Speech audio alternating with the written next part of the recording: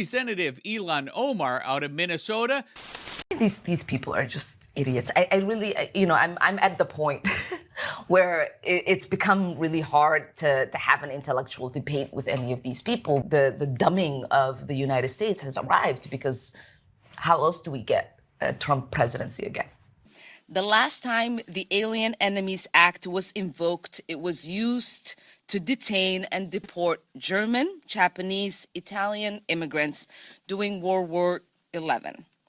She's under congressional investigation at the moment. The IRS is looking at her husband's shell companies, and now a whistleblower has come out that's now connecting the dots on email communications that she's had with some of the folks that have pled guilty in the feeding the children fraud in Minnesota. I mean, I have no worry. I don't know how they take away my citizenship and like deport me, but I don't even know like why that's such a scary threat. Like, I'm not the 8-year-old who escaped war anymore. I'm grown. My kids are grown. Like, I can go live wherever I want. Let's get to the details. So Ilhan Omar's possible ties to a massive Minnesota fraud scheme are back in the spotlight. That after one of the scheme's alleged orchestrators was arrested in Somalia just last week. Wow. Garrett Tenney's watching that. Midwest Bureau with more. What details do you have now, Garrett? Hello there. Hey, Bill, good morning to you. This guy who was arrested was allegedly one of the orchestrators of the massive Feeding Our Futures fraud scheme. And when he was charged 4 years ago, Abdikerm Idle fled the country. His name came up a lot during the trial of the now convicted ringleader of the scandal, Aimee Bock.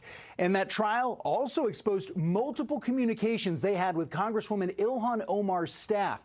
For example, in February 2021, there was an email chain between Bock and Omar's office with the subject line, "Help with USDA food programs," the same programs that were targeted by the fraudsters for more than $250 million.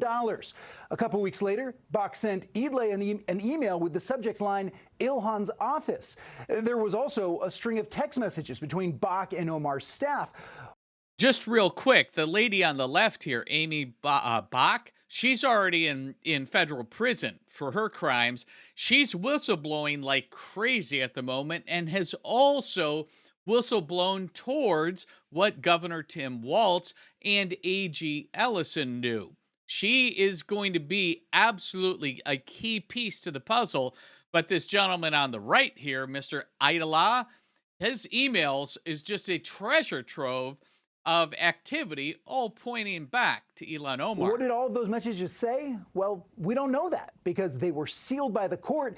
And when Minnesota lawmakers investigating the fraud requested Congresswoman Omar to turn those records related to her office's contacts with individuals who've been charged or convicted in the scheme, she refused.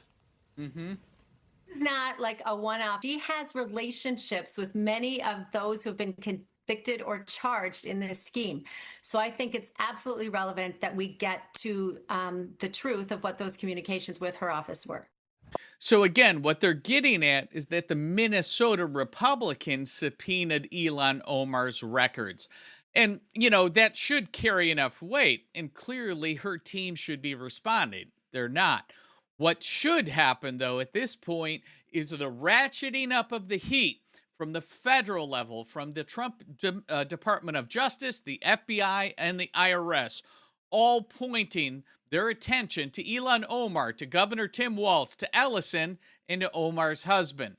What did they know?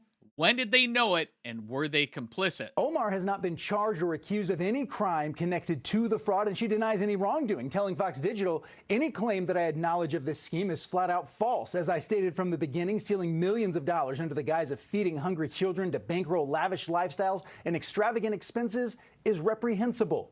State GOP lawmakers are now calling on congressional investigators to take this on, to issue their own subpoena for those records. Bill?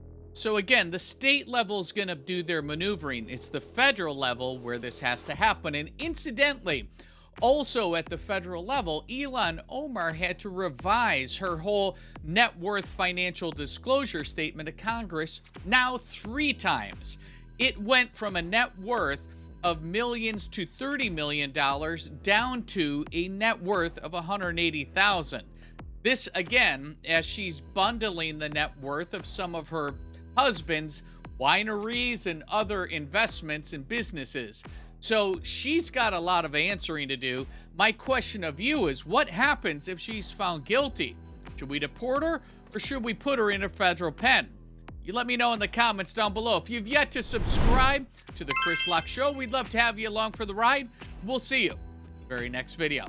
Be sure to like and subscribe to the Chris Locke Show for the latest America First news, conservative commentary, and the stories that mainstream media refuses to cover.